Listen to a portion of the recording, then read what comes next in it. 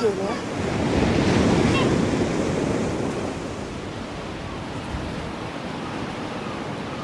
I say.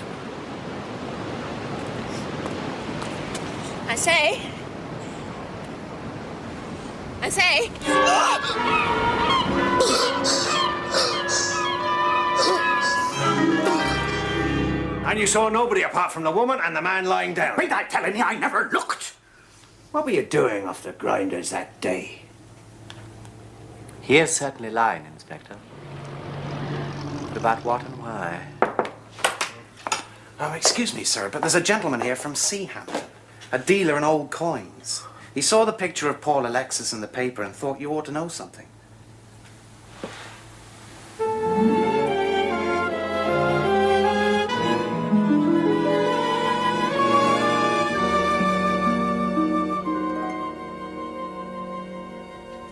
Alexis did what? He drew his last £300 out of his bank account and bought 300 gold sovereigns. What kind of man spends his last savings on 300 gold sovereigns, buys a return ticket to Darley, walks to an isolated rock and cuts his throat? As Bunter would say, a very gratifying little mystery. But look here, I say, if he did have £300 in gold sovereigns on him, it does give someone a motive for murder.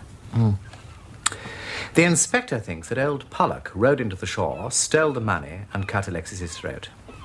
Well, it would explain why his grandson went to Ireland to dispose of the gold. Personally, I think the gold might have a rather different significance.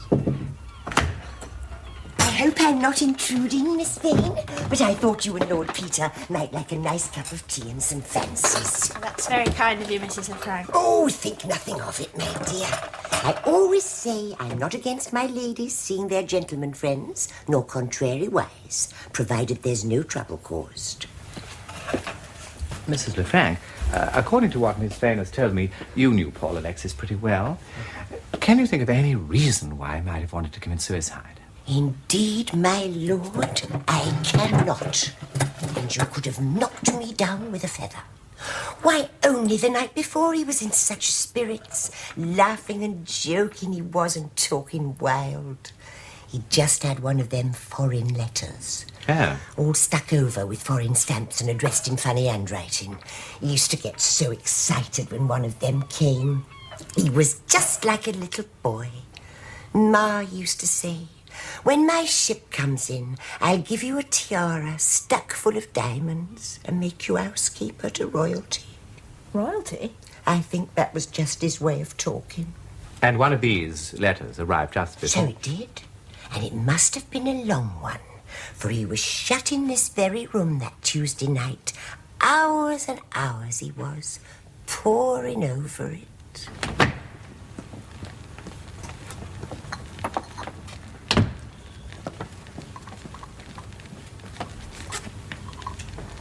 Oh, thank you, Ma.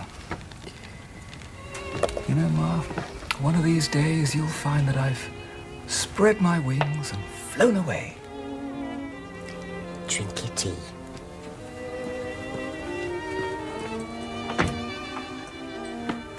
Poor boy. I can see now that was just his way of breaking it to me. But how could I guess? He was in such spirits, and that very morning he gave me his week's money. I know it's early, he said, because of course it's not due until Saturday.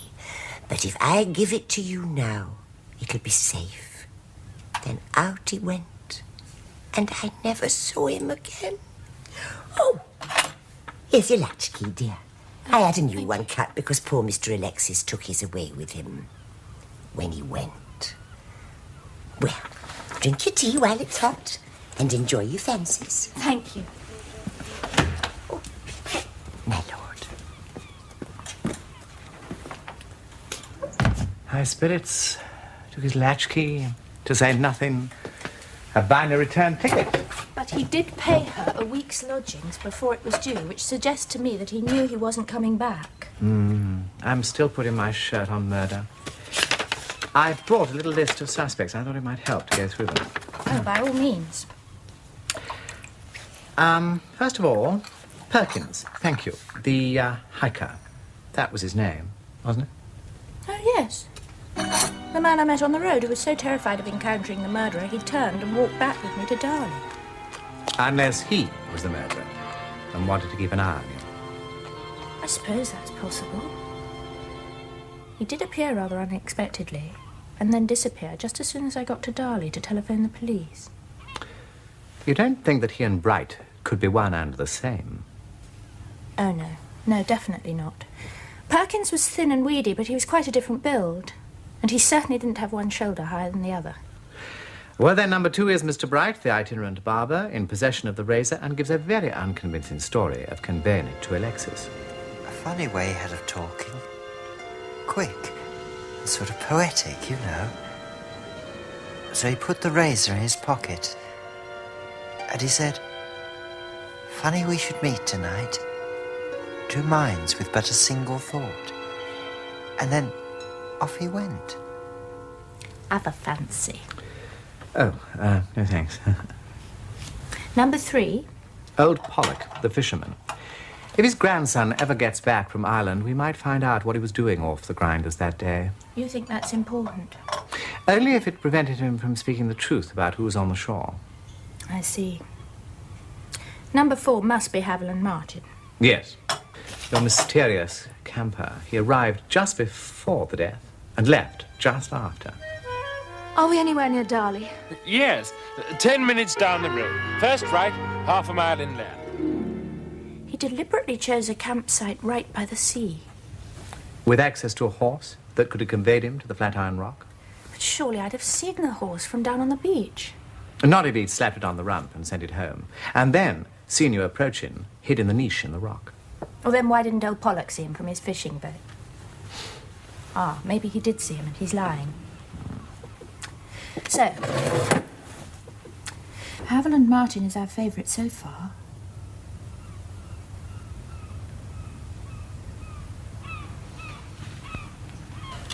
We've yet to establish a motive. Well, the only person we know to have had a perfect motive is Henry Weldon. He was quite determined that his mother shouldn't marry Paul Alexis. And as far as we know, he was in Lincolnshire.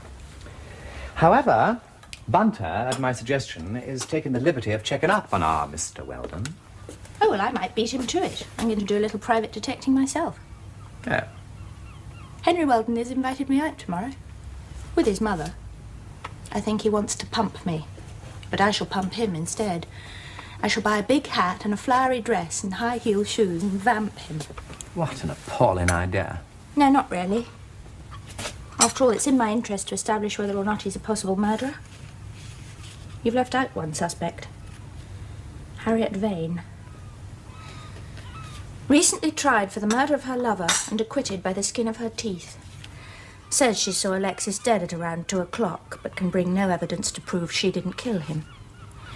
Took 3 hours to walk 4.5 miles to telephone the police, by which time the body had been washed away.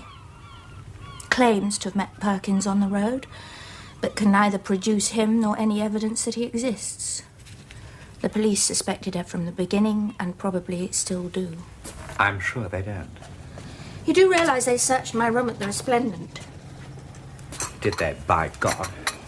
I shall have something to say to Inspector Trethawne about that. Oh, for God's sake, Peter, spare me your knight-errantry.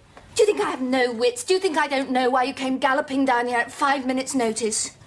Do you think it makes it any more pleasant for me to know that it is only the patronage of Lord Peter Wimsey that prevents men like Trethawne from being openly hostile to me? I suppose you thought I was being rather brazen, getting publicity out of the thing. What did you expect me to do? Wait for the newspapers to drag the juicy bits out of the dustbins for themselves? What did Salcombe Hardy say to you when he telephoned you? I say, Wimsey, that Vane woman has got herself mixed up in another murder. And what did you say to him? Threatened to kick his teeth in if he didn't show me more respect. No, not... Not quite, but pretty near. I wish you'd stop meddling in my affairs. I know I'm supposed to be grateful, and I suppose you think that if you go on protecting me long enough, I'll eventually be softened and weakened and... Fall into my arms? Oh, Harriet, do give me the credit for a little intelligence. Do you think I don't know that I'd stand a much better chance if I was deaf, blind, maimed, starving, drunken and dissolute, so that you could have the fun of being magnanimous? That's a beastly thing to say. Is it? Why do you think I treat my own sincerest feelings like something out of a comic opera, if it isn't to save myself from the humiliation of seeing you try not to be utterly nauseated by them? Do me the justice of remembering that you can hurt me a damn sight more than I can hurt you. I'm sorry, I'm being horribly ungrateful. Oh, hell, am I never to stop hearing the bleat of that filthy adjective? I don't want gratitude. I don't want kindness. I don't want sentimentality. I just want common honesty. But that's all I ever wanted. I don't think it's to be had.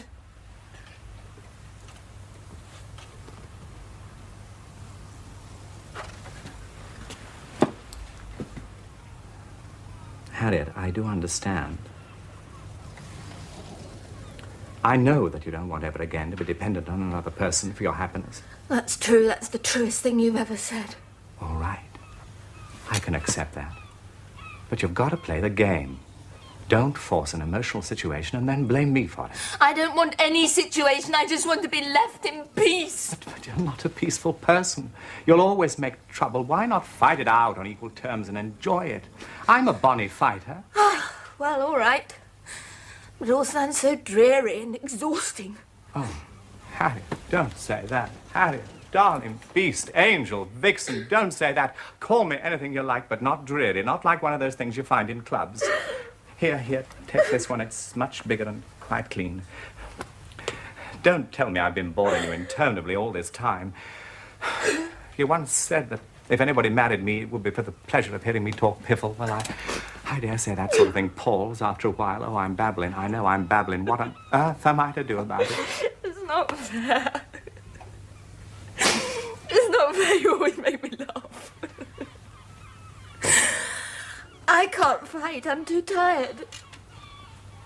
You don't seem to know what tired means. Stop. Let go. I won't be bullied. Please go away, Peter. Leave me alone. You really want that? Yes, I do.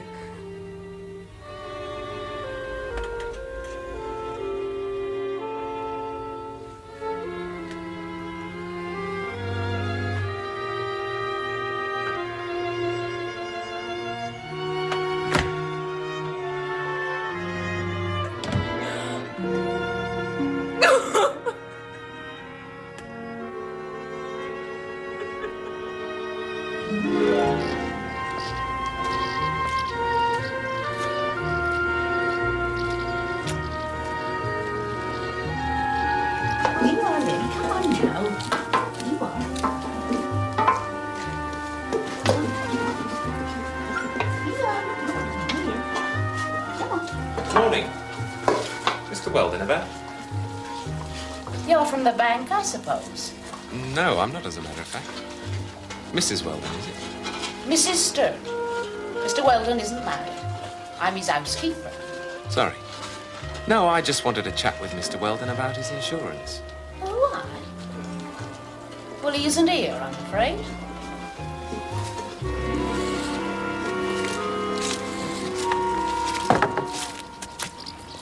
Was he expecting you? No. I had other business in the area, so I took a chance.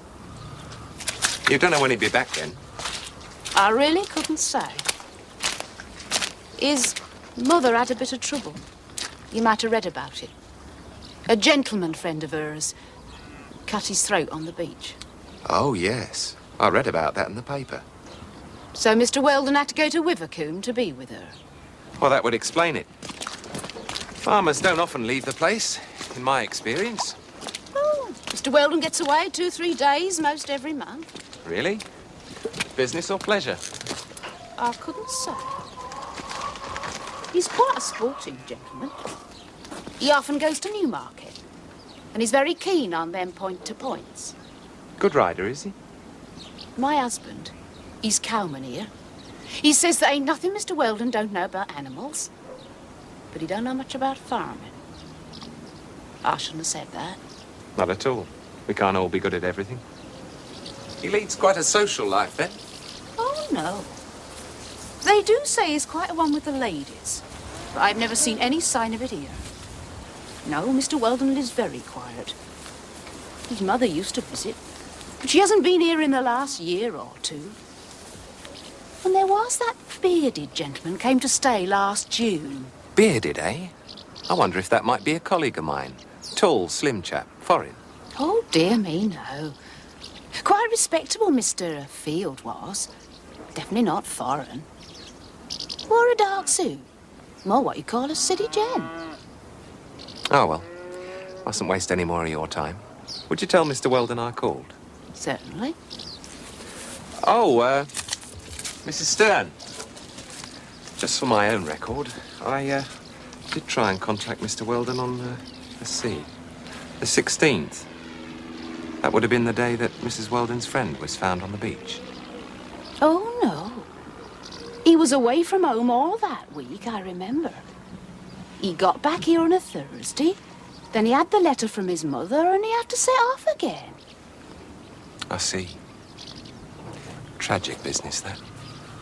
Come along, Miss Vane. I know you ladies like sweet things. Oh, no, I really shouldn't. David! Susan, we're going now. Goodness for that. Mr. Weldon, you're naughty. It was one lump of sugar, wasn't it? Miss Yes, thank you. Say easily, will you? Do it! I have to do it slowly.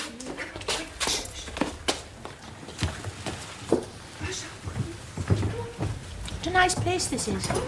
Yes, Henry, it really was very clever of you to find it. It's so simple and charming. It's not the only thing that's charming. Mr. Weldon. More tea, Henry dear? Thanks. Yeah. A bit quiet for my taste. I wouldn't mind buying it, see if I can make a go of it. Get a gaming license, turn that room into a casino. Build a dance hall out the back where the stables are. Oh, but I think that would quite spoil the atmosphere, don't you, Miss Vane? Well, I don't really know. I expect Mr. Weldon knows best. Gentlemen usually do, don't they? You could set up a riding stables, but then I suppose you'd have to know an awful lot about horses for that. Well, as a matter of fact... Henry knows all about horses. He wins races and everything. Goodness, do you really? And with the odd point-to-point, you know. Do you own a horse, Mr. Weldon? No, I can't afford it, Ursula.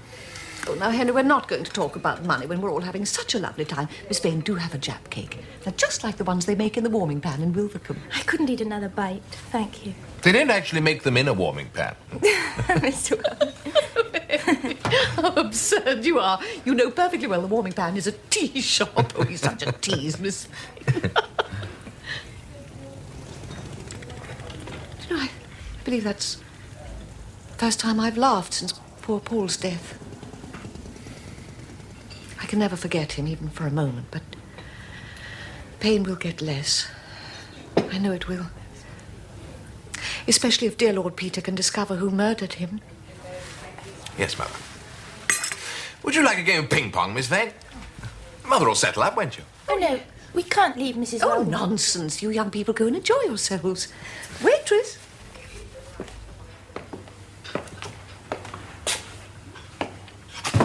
I must say I think it's perfectly splendid of you to come and stay with your mother when she's in such trouble.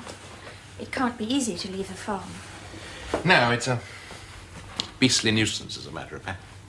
Still, it makes such a difference to have somebody kind and sympathetic to talk to. Glad you find me sympathetic. Mr. Weldon, I was talking about your mother. Only dukes and lords for you, eh? Bet you find me a bit different from Wimsey. Oh, yes, rather.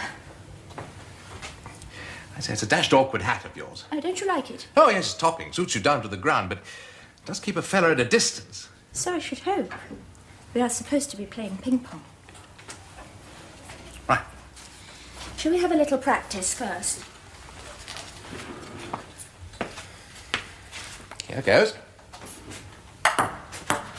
Sorry. I say, talking of Wimsey, I want you to do something for me. Yes, anything I can. Well, do see if you can persuade him to drop it. Drop it? Yes. All the time my mother thinks there's anything in this idea of Alexis being murdered, she'll hang on in Wilvercombe like grim death. Besides, she's making a complete ass of herself. I want her to go away and put the whole thing behind her. Yes, I do understand. I'll do what I can. Though I doubt whether I'll be persuade Lord Peter. You know what men are. Bet you know, all right. I'm not very good at this. I think I'll have to take my hat off. Good idea. You know, Truth is, I don't think you're holding your bat quite right. Let me show you. You know, you're a dashed attractive woman. No, Mr. Weldon! Dash it! You might not have fell up. You see, that's what I remembered about the camper, Martin. That he had a red and blue snake tattooed on his arm. There's no doubt about it. Henry Weldon and Haviland Martin are one and the same. I've been kissed by a murderer. Did he know you'd spotted it? I don't think so. He was trying to kiss me, so I screamed and boxed his ears very hard. I'm delighted to hear that. And then we went back to Mrs. Weldon. We said that the children had lost a ping-pong ball or something. And then Henry drove us back to Wilvercombe very badly. And then I dropped the message in at your hotel. Very glad you did. I'm sorry I provoked that stupid quarrel. It's all my fault. You're in an awkward situation. I'm in an awkward situation. I'd like to make a proposal to you. No, not that one. I'll try not to say silly things, even if I think them. And you?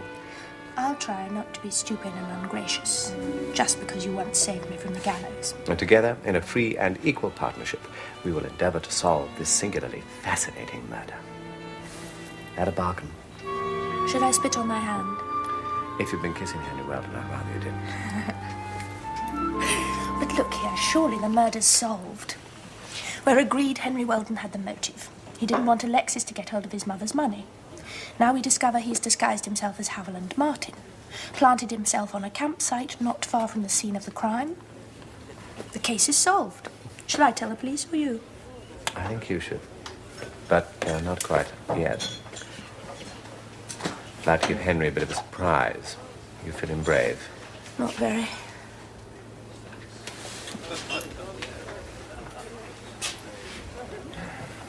Good evening, Weldon. Would you mind joining us?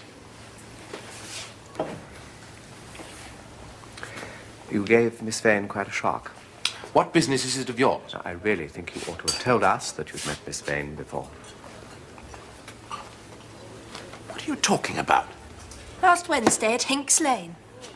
If you wish to remain incognito, Mr. Weldon, I suggest you get rid of that tattoo. I suppose the cat's out of the bag. You're not denying that you were in Wilvercombe the week of Alexis's death? Not much point, is there? So, you came down here in elaborate disguise to prevent your mother's marriage to Paul Alexis? Not exactly in disguise. To be perfectly frank, I have a lady friend in Cambridge. Oh, Miss Vane won't mind. You're a woman of the world, eh? Oh, certainly. Nice little woman. Devoted and all that. Husband won't divorce her. Suits me all right, but if my mother ever found out. So, whenever I want to nip over for a spot of domestic bliss, we're Mr. and Mrs. Haviland Martin, all perfectly respectable and right as rain. Besides, it saves gossip and so on. How very convenient. Yes, isn't it? And it means that I could come and snoop around here and see what I could find out about this little gigolo's plans without my mother knowing. Buy him off? Persuade him it would be a good idea. And did you see him in pursuance of this ingenious scheme? No. He cut his throat first. Bit of luck, that. So, first thing Thursday morning, I packed up and left. First thing Thursday morning. How did you know Alexis was dead? Oh, no, you don't catch me as easy as that. I went into the Feathers on Wednesday night, and they were all full of the dead man found on the shore. And the local bobby came in and said they'd identified him as Alexis. So I thought I'd better nip off home in case my mother wrote to me, which she did. I say, Miss Vane, you won't tell her all this, will you? That depends. The police will have to know. Oh, I don't mind about the police. I've nothing to hide from them. Johnny, where's that scotch? Yours.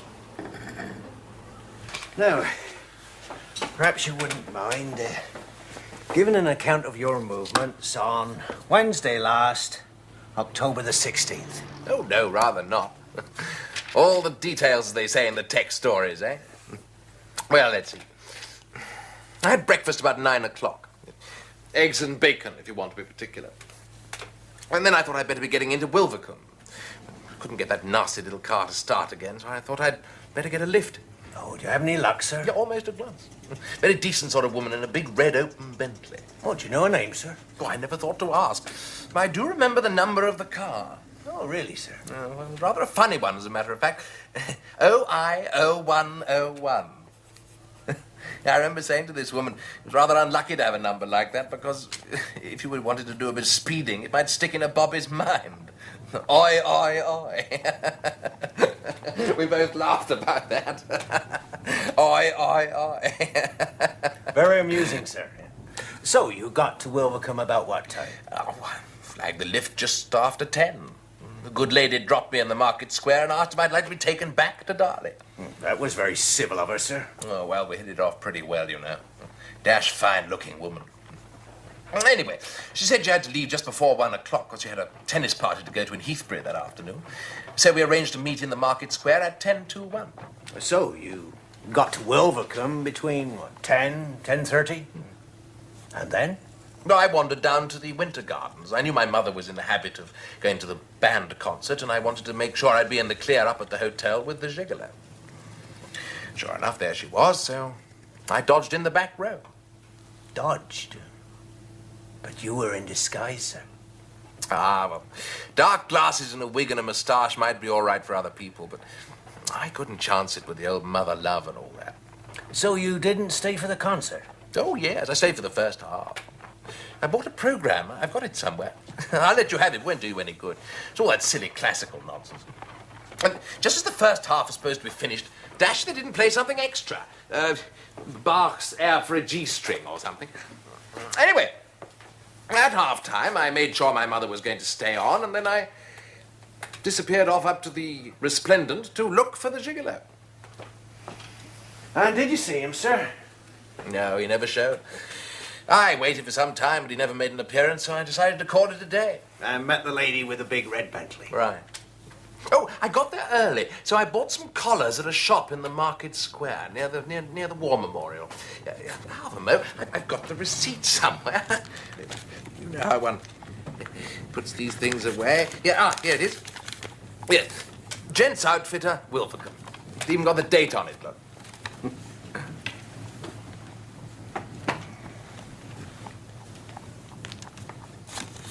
So, the lady drove you back to Darley. You wouldn't know what time you arrived there. Well, as a matter of fact, I do, because I remember the church clock striking 1 and saying that I hoped she wouldn't miss her tennis party. Quick thinking, sir. So, then I had lunch at the Feathers, and then I thought I'd better get back to the campsite to have another go at the car. But it never got a spark out of it, so I got hold of the garage man, and he came along and traced the trouble to a fault in the HT lead and put it right. And what time would that be? Oh, blessed if I know. 3, half past. Garage man could probably tell you. Yes, I'm sure he probably could, sir. Thank you. Watertight, damn suspiciously watertight. Do you know what worries me? What? The woman who gave him the lift, and incidentally his entire alibi. Why should she have a car number that's so remarkably memorable? Whoever even notices a car registration number in the normal way? OI0101, I don't believe it. Nor did I, but unfortunately it exists. Constable Ormond recognized it. It belongs to Mrs. Morecambe. She owns a red Bentley and comes here every year to visit the vicarage at Heathbury. The vicarage? Afraid so. Every year. School friend of the vicar's wife. Oh, dear. Oh, dear, indeed. But I have had a notion for an identification confrontation. Oh? Well, when Mrs. Morecambe picked him up, if she did, Henry Weldon was disguised as Haviland Martin with his ginger wig, dark glasses, moustache and so on. Now, if I bring them together unexpectedly, and she recognizes him without his disguise, I mean, even the faintest flicker of a recognition... Then you'll know they were in cahoots. But do you think they were? Not really. But we have to make sure. Do you think you could keep Mrs. Weldon out of the way tomorrow? Oh, yes, certainly. She's suffered enough as it is. If Henry Weldon really is the murderer, I'd rather not be there when she finds out.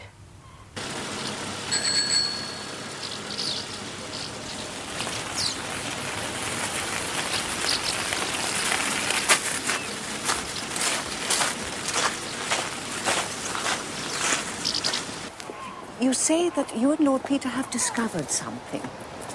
Can you tell me yet what it is? Yes. It hasn't yet been publicly announced, but I don't see why the police would mind. After all, we were engaged.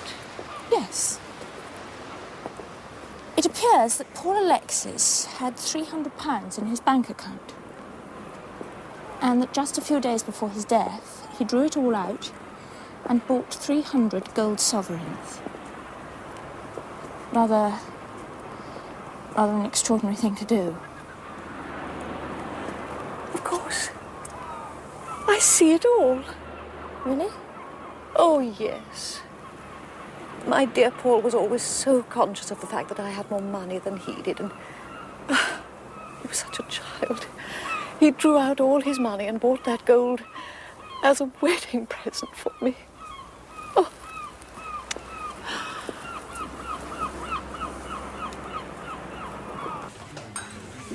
Well, that's why I wanted to see you privately. You see, I've had a word with Inspector Profound, and he thinks there's no reason why your mother should be told about your little masquerade. After all, you haven't done anything against the law, and since you never actually met Alexis... It's jolly decent of you, Wimsey. I do appreciate it. We men must stick together, eh? Good Lord. Thought I recognized... Yes, it is. Good morning. Good morning. I dare say you've forgotten. You very kindly gave me a lift in your car the other day. Did I? Why, yes, I believe. You were wearing dark glasses, weren't you? And you looked different then. Didn't you have a moustache? Oh, I shaved it off. Oh, well, that explains it. I hope the Morgan has recovered itself. Oh, yes, the garage people came and they discovered the fault. Well, I'd better not delay. The police want to see me. Something about fixing the time of death of that poor man who cut his throat. I had to be in Wilvercombe this morning for some last-minute shopping. I go back to London tomorrow.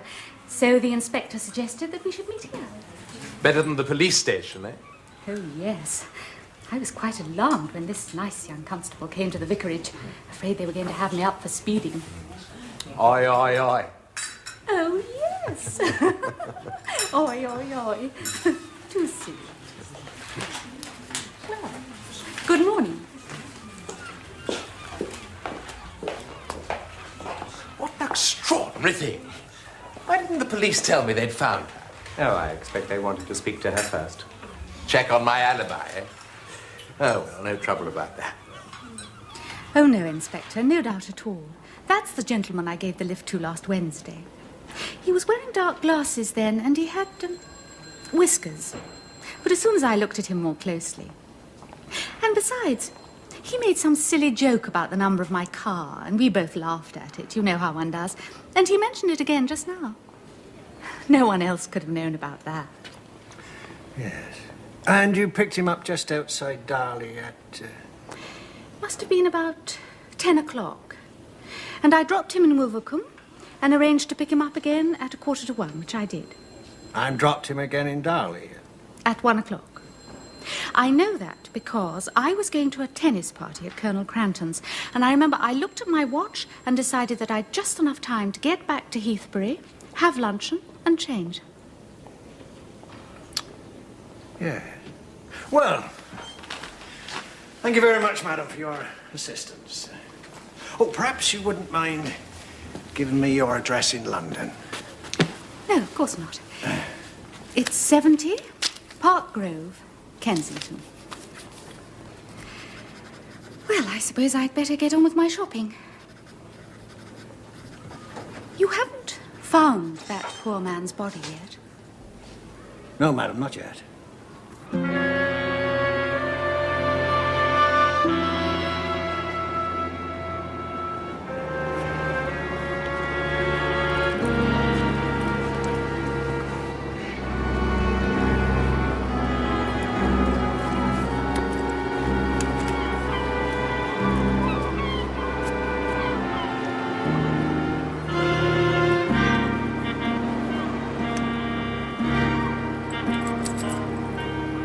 The body was wedged into a deep crevice at the far end of the Grinder's Rocks.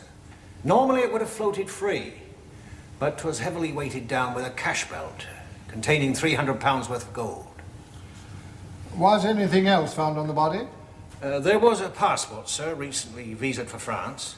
And in the breast pocket of the deceased, there was a leather note case containing 3 £1 notes, the return half of a railway ticket from Wilvercombe to Darley Halt, and there was a photograph. Perhaps you would describe the photograph? Yes, sir. It was of a lady in evening dress, wearing diamonds and a tiara. And it was inscribed, with my love, Theodora.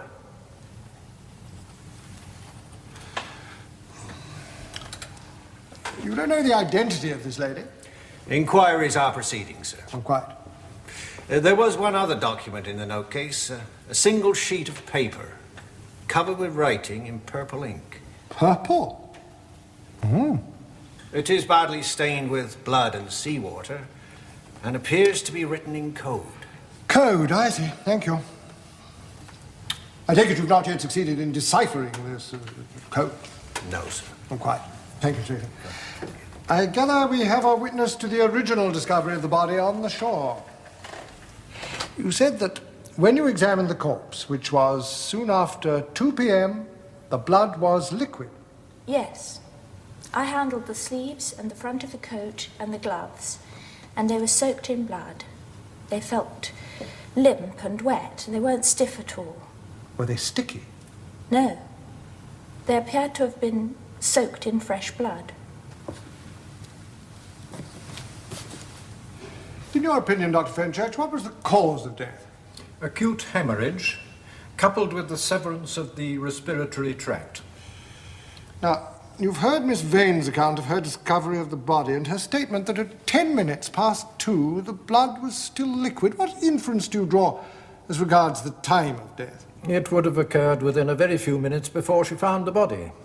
Certainly not earlier than 2 o'clock at the outside. In your opinion, would it have been possible for the deceased to have cut his own throat? In my opinion, taking all the circumstances into consideration, it would appear probable the fatal injury was self-inflicted in spite of the absence of prior surface cuts. It is rather rare for a suicide by this method to be completely successful at the first attempt, but it is by no means unknown. In fact, Thank you, Dr. Fenchurch. Oh. It is unthinkable that Mr. Alexis should have taken his own life. He and I were engaged to be married. Can you tell us anything about the photograph signed Theodora? No, but I know that Mr. Alexis had had a very unhappy early life, chiefly because of the Russian Revolution, that this lady may have been his sister, or, in my opinion, Mr. Alexis was murdered by Bolsheviks. Have you any evidence to support that opinion, madam? I think that is for the police to discover. Quite. Thank you. I let him take the razor and put it in his pocket, though I'm sure if I'd known what use he meant to make of it.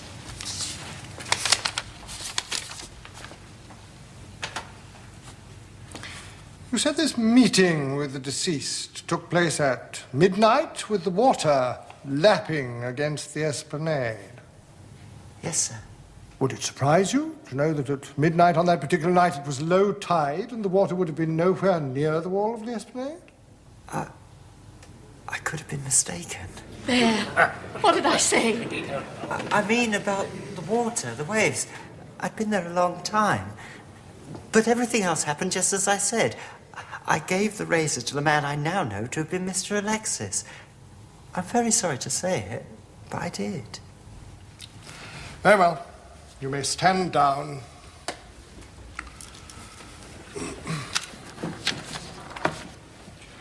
Members of the jury, you have heard the evidence. I won't disguise from you my own opinion that the deceased took his own life. No, no. As to why he should have done this, it is not your business, nor will it be my purpose to speculate. Calm yourself. Well done, Inspector. I never saw an inquest better handled. Such a tasteful combination of disclosure and suppression. I'm sure I don't know what you mean, my lord. No, our big problem now is keeping track of that fellow Bright. I'm pinning my faith in Salcombe Hardy for that. Mr. Bright. Old chap, can you give me an address where I can reach you? With the reward down there. Surely you want to claim the reward that my paper's offering? Oh, yes. Of course, in my situation, the money would be very welcome. That's what I thought, old chap. So, where can I reach you? I couldn't bring in a wicked verdict like that. I'm so sorry, Mrs. Weldon. It's very upsetting, I know. I suppose you'll be leaving Wilvercombe now. It'll always have such distressing memories. Indeed, my dear, I certainly shall not. Nothing in the world could persuade me to leave until the cloud is lifted from my dear Paul's memory. He did not commit suicide. He was murdered! And I know that you and dear Lord Peter will prove it! Come along, Mother.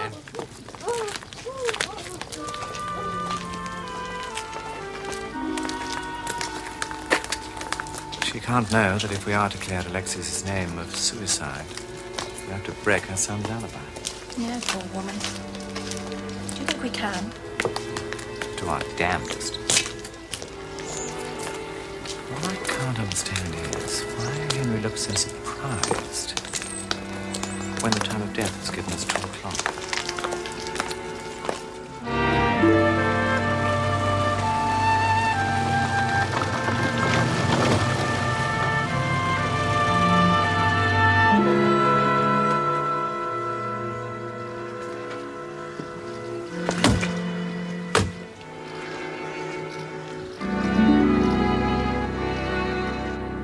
Mr. Lundy, I see you keep your clock 10 minutes fast. So we do, my lord. All our clocks are kept 10 minutes fast. But we set them by the wireless every day, so we always know what the right time is. Excellent, because we were just discussing the time that Mr. Alexis killed himself. Oh, it's a shame about that poor, unfortunate gentleman, but it has put Darley on the map at last. Daisy. So it has, Mrs. Lundy. You had Mr. Martin in here that day. Mr. Martin? Gentleman with the dark glasses. Camped up in Inks Lane. Oh, yes, so he was. He had a nice lunch of boiled leg of mutton and plum pie. I say, that does sound good. I don't suppose you remember what time he arrived. Oh, no, miss, I wasn't... Mrs. Morecambe dropped him off in that big red car of hers at 1 o'clock. You know Mrs. Morgan, do you? Well, the wife's sister obliges at the vicarage at Heathbury. Oh, really? And you don't remember what time Mr. Martin left?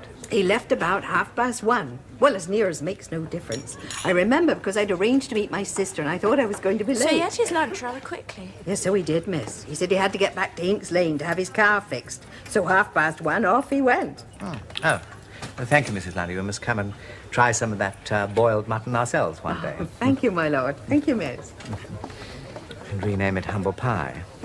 Unless the entire community, including the childhood friend of the vicar's wife, is lying, Henry Weldon, alias Haviland Martin, has a cast-iron alibi from 10 to 1:30. You've always said you mistrust the cast-iron alibi, my lord. I have, and so I do. And if I could break this one, I would, but I can't. But never mind, there's still the half hour between when he left here and 2 o'clock, the time of the murder. Right, but is it enough? And would it give him time to get to the Flatiron Rock, commit the murder unseen, and get away? Or hide in the niche while I examine the body. An alarming yet encouraging thought. Now, means of transport, horse or car? Oh, we only have his word for it that the Morgan when we start. Isn't that put in the car before the horse? All right, let's say he dashed to the campsite at Inks Lane. Well, that's 15 minutes gone to begin with. Mm-hmm. And let us suppose he jumped into the Morgan and drove like mad along the coast road. Scrambled down the cliff, dashed along the beach to the Flatiron Rock. Leaving no footprints in the sand. Let's deal with one impossibility at a time. Well, there is that place further along, where that little rivulet runs down the beach. Right. He tiptoed down the rivulet, splashed through the waves, and, leapt onto the Flatiron Rock to keep his assignation with Paul Alexis. All right, so that's 5 minutes. So if he left here at 1:30, and given the 15 minutes it takes to get from here to Hinks Lane, he must have driven from the campsite to the cliff top in 10 minutes. Test drive, my lord?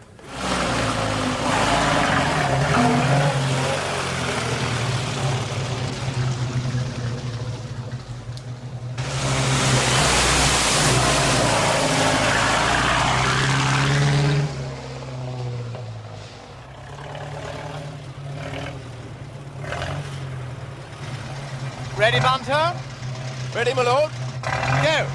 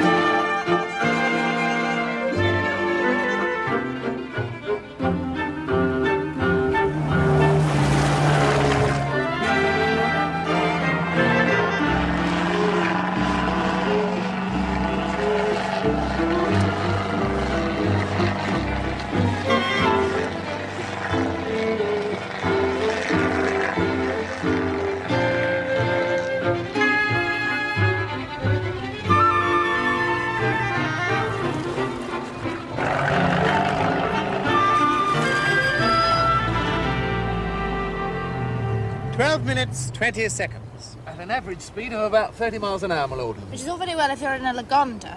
Quite. That rules the Morgan out. The coast road is hardly the shortest distance between 2 points. But the direct route across the sands. Yeah, but the wheels would sink in. Which brings us back to Farmer Goodrich's horse. Fast becoming my firm favourite. Who will oblige? Shall we toss for it? You'll have to leave me out, I'm afraid. I could only manage the falling off bit. Heads or tails, Bunter? Heads. Heads it is. And without a saddle. Very good, my lord. All right, Mr. Bunter. Thank you, Mr. Goodrich. Hey, come on, gee up. Go on. Good. Hey. Gee up. Good.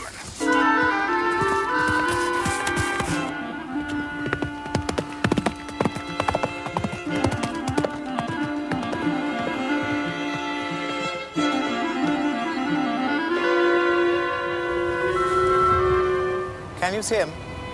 Not yet.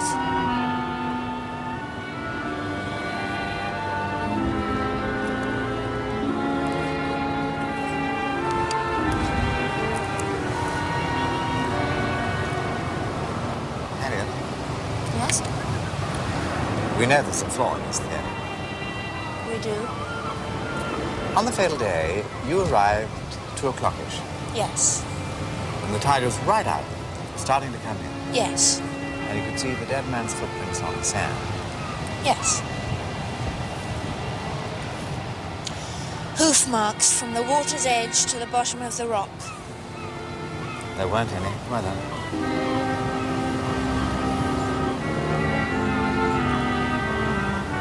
There he is.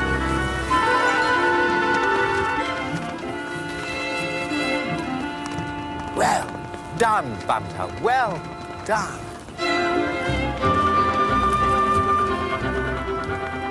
There rides the man who fills my hot water bottle and cooks like Escoffier.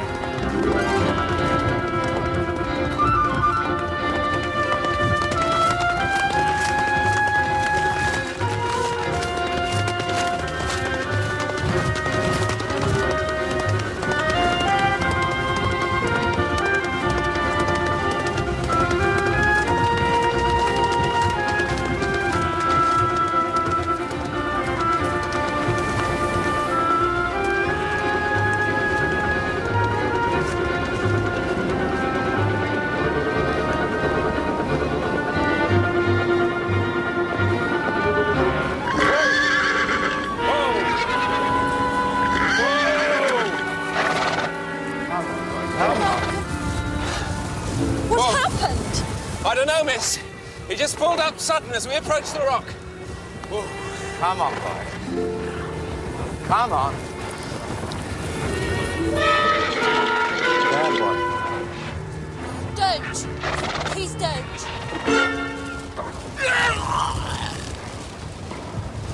Please don't make make him, Peter. I won't. I won't. Come on, boy.